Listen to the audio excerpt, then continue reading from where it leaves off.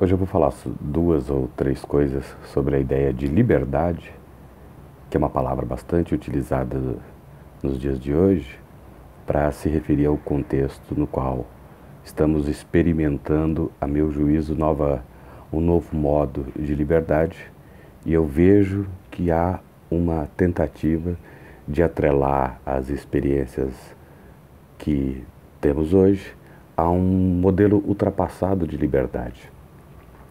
A primeira coisa que eu gostaria de comentar é que a liberdade é uma experiência. É uma experiência coletiva, é uma experiência comunitária e só com o passar do tempo ela se converteu numa experiência individual. Daí a expressão liberdade individual ganhou terreno, ganhou força, de tal modo que nós passamos a nos referir como um direito à liberdade, como se a liberdade fosse única e exclusivamente uma propriedade individual e ser livre é fazer, ou seria fazer aquilo que bem interessa, aquilo que se deseja, aquilo que se almeja. É o que se chama liberdade da vontade. A situação em que nos encontramos hoje, vivendo no meio de um evento tenebroso, catastrófico, me faz pensar se não existiria uma outra forma de liberdade, né? Uma outra forma de liberdade capaz de atrelar a outras experiências que tivemos e que muitos viram como sendo um cerceamento da liberdade individual de ir e vir, a possibilidade de surgimento de novas formas de totalitarismo, né? Então, a experiência da quarentena, do lockdown, a experiência do confinamento, como sendo um laboratório de novas formas de totalitarismo. Há um autor que eu gosto bastante, chamado Elias Canetti. A primeira linha do livro dele, Massa e Poder, ele diz que há um temor de todos os seres humanos que aparece como sendo próprio da natureza humana, que é o temor do contato. E esse temor do contato foi observado nos primeiros momentos do aparecimento da Covid-19, né? Como sendo aquele temor do contato com o desconhecido, ou que pessoas ou objetos pudessem portar o vírus.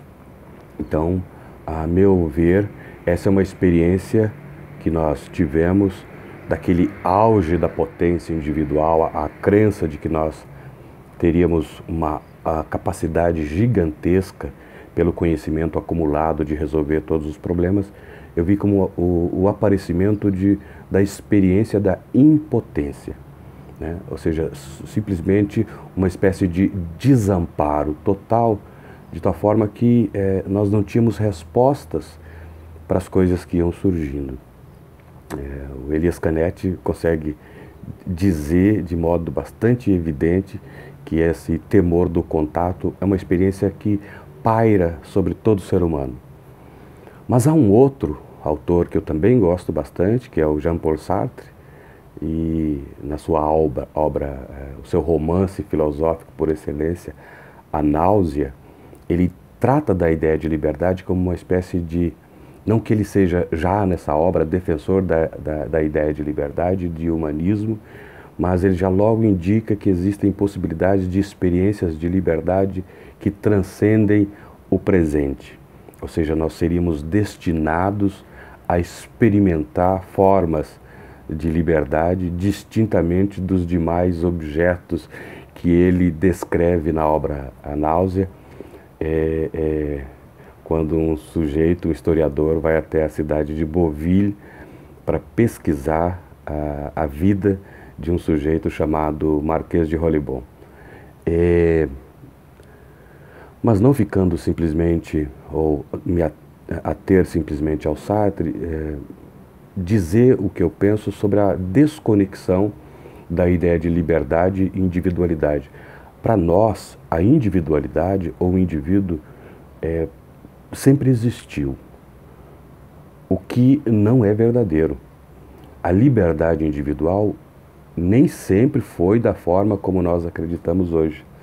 E a experiência de tudo isso que eu acabo de me referir me faz acreditar que ao surgimento de uma forma muito elevada de ética, que é a preocupação com os outros, o cuidado com os outros, o cuidado consigo mesmo é, ao mesmo tempo, o cuidado com os outros. Na expressão do Levinas, essa seria a máxima experiência da alteridade. Essa preocupação com o outro, colocar o outro no cenário dos meus contatos, e a autoproteção e a preocupação com os demais já indicaria, né? Há uma professora italiana chamada Donatella di Cesare, que em seu último livro, O Vírus Soberano, assinala um aspecto que me parece bastante importante. A soberania individual caiu por terra. Agora existem novas formas de soberania surgindo, ou novas formas de se viver surgindo, e há uma espécie de decréscimo da individualidade. Cada vez que eu vejo alguém dizendo, não, mas nós podemos, em nome da liberdade individual, recusar a tomar a vacina, em nome da liberdade individual, nós podemos furar o confinamento, em nome da liberdade individual, me parece que é um tema já defendido por visões que já não se apresentam como sendo visões que deem conta da experiência pela qual nós estamos passando. Seria basicamente isso.